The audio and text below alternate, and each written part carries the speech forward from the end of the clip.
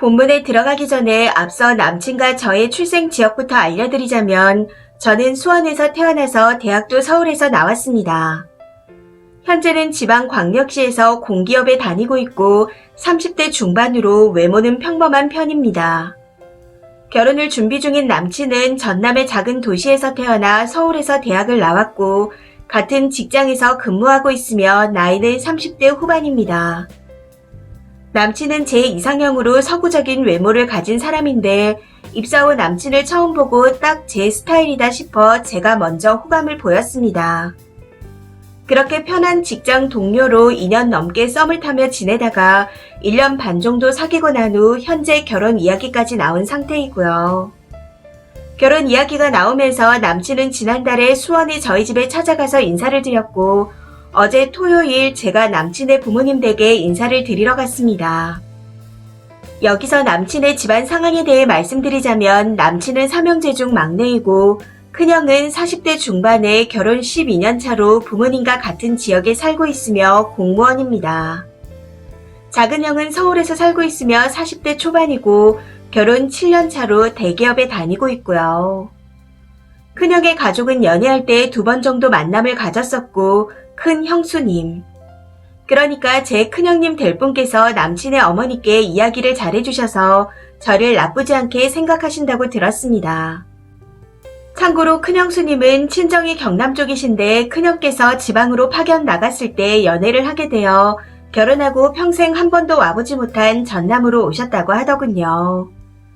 작은형 내외는 한 번도 본 적이 없었고 이번 추석 때도 안 내려온다고 하셔서 차후에 남친과 수원 저희 집에 인사 갈 때 작은형 내외도 만나려고 계획 중이었습니다.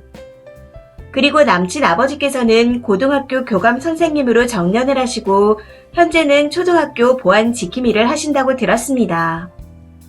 용돈벌이를 겸해서 아이들 등하교 시간에 안전을 지켜주신다고 하더라고요. 그래서 살림은 매달 300만 원이 넘는 연금으로 하신다고 들었습니다. 이외에도 작은 상가 2개가 있는데 2곳에서 200만 원 정도 나온다고도 들었고요. 현재는 코로나가 터지면서 종식되고 경기가 살아날 때까지 월세를 반만 받으신다고 들었기에 코시극이 끝나고 나면 수익은 더 늘어날 거라고 알고 있습니다.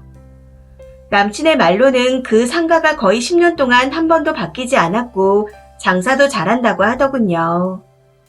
그리고 시어머니께서는 결혼 후 평생 전업으로 지내셨고 동네 부녀 회장이라는 소리를 들은 것 같습니다. 제사를 지내고 있지만 1년에 한 번 할아버지 할머니 2분의 제사를 한 번에 지낸다고 했고 이외에 차례를 추석과 설날에 지낸다고 했습니다. 작은 형수님이 제사에 참석한 적이 한 번도 없을 정도로 참석을 강압적으로 강요하지 않으시고 시간이 되면 참석하라는 말만 하신다고 했습니다. 큰 형수님은 전업이라서 전 부치는 걸 하신다던데 시어머니께서 재료 손질까지 모든 걸 다 준비해두면 시댁에 가서 부치고 뒤집는 것만 하고 반찬을 싸우는 게 다라고 하시더라고요. 서론이 많이 길어진 것 같지만 남친 집안의 경제적인 상황과 분위기는 대충 이렇습니다.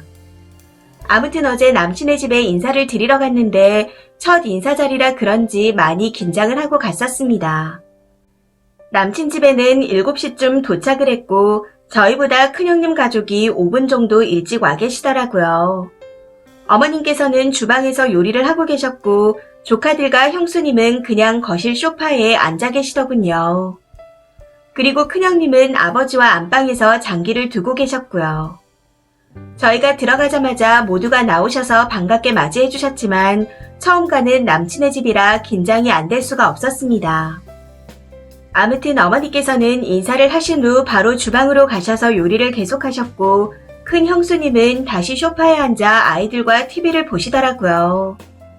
저도 같이 앉아있으려니 조금 눈치가 보여 주방으로 가 도와드릴 게 없나 싶어 서성했더니 어머님께서 그냥 앉아있으라며 저를 주방에서 내보내셨습니다. 주방에서 나와 형수님 옆에 앉아 이렇게 앉아있어도 될까요? 하고 조심스레 물었더니 본인이 시집와서 10년이 넘도록 시댁 주방에서 요리를 해본 적이 없다고 하시더군요. 주방은 어머님의 공간이고 워낙 손이 빠르고 잘하셔서 누군가가 끼어들면 싫어한다고 하시면서요. 그래서 그냥 형수님 옆에 가만히 앉아 있었는데 30분 정도가 지난 후 주방에 계신 어머님께서 아야, 이제 상 펴라. 애기 배 공 껐다. 하고 말씀하시는 겁니다. 그 말 한마디에 남자들이 상을 폈고 형수님도 그때서야 일어나서 거실에 음식을 나르며 상차림을 돕기 시작하더군요. 그런데 거기서 또 한 번 놀랐던 게 식기들이 모두 일회용품이었습니다. 마치 장례식장의 상차림처럼 모든 식기가 일회용품이더라고요. 그래서 이게 뭐지?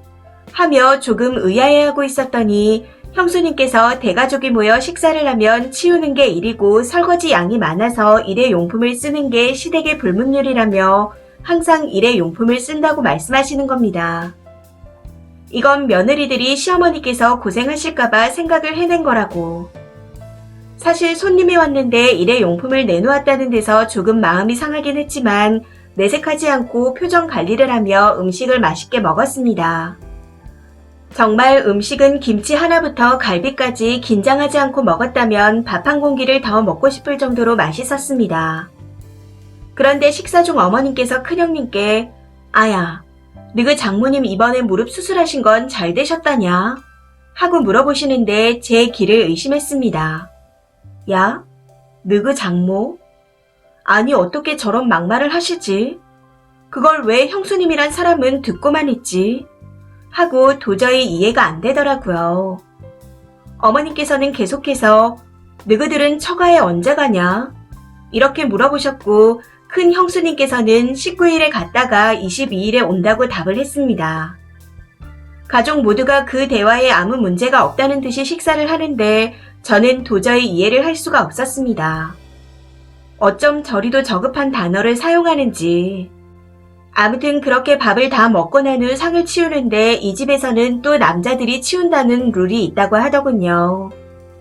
남친과 큰형이 먹고 남은 음식을 정리하고 분리수거 봉투에 쓰레기 그릇을 담아 모두 치우셨고 그 사이 저는 형수님과 소파에 앉아 있으면서 아버님과 이런저런 이야기를 나누었습니다. 상 정리를 다 끝내고 과일을 먹었는데 그래도 그건 형수님께서 자르시더군요. 그렇게 과일을 간단히 먹고 인사를 드린 후 남친의 집에서 나왔는데 남친과 돌아오는 차 안에서 대화를 나누다가 크게 싸우게 되었습니다. 제가 먼저 어머님 말투에 대해 이야기를 했었죠. 어머님께서 다 좋으신데 말투가 상대방을 배려하지 않는 말투다. 하고요. 제 말에 남친이 우리 엄마 말투가 왜? 하고 묻기에 아니 사람을 이름으로 부르지 않고 야야거리시고 사돈집인데 느그라는 표현이 너무 저급해 보였어.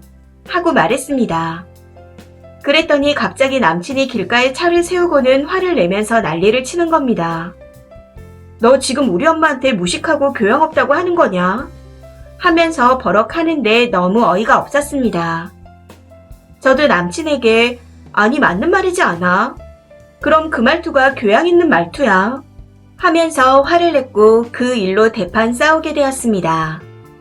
남친은 사투리를 쓴다고 교양 없다 생각하는 저의 그런 생각 자체가 정떨어진다고 하더라고요. 아야는 얘들아, 너희는 너희의 전라도 사투리일 뿐이지 그게 상대방을 무시하는 말투가 아니라고 하면서요. 아무리 그렇다고 해도 내가 들었을 땐 저급한 언어인 건 어쩔 수 없다. 하고 말했더니 저와 이런 걸로 싸울 줄은 몰랐다 하고는 이유 말 한마디 없이 집으로 돌아왔습니다. 그렇게 도착해서 집 앞에 저를 내려주자마자 뒤도 안 돌아보고 가버리더라고요. 그러고는 아직까지 연락이 없습니다. 그런데 저는 아무리 봐도 저급한 언어를 사용했다는 제 생각이 틀린 것 같지 않습니다. 그래서 그냥 그런 제 생각을 남친에게 말한 것 뿐이었는데 도대체 왜 이렇게 과민 반응을 보일까요? 본인 부모를 욕했다며 제 말은 듣지도 않고 화를 내는 이런 남자와 결혼을 해도 될까요? 정말 많이 고민됩니다. 댓글입니다. 첫 번째 댓글. 적지도 않은 30대 중반 나이에 사투리와 무례함을 구분 못해요. 이게 진짜라면 남자 쪽에 헤어지자고 할 테니 걱정 안 해도 될 것 같네요. 두 번째 댓글.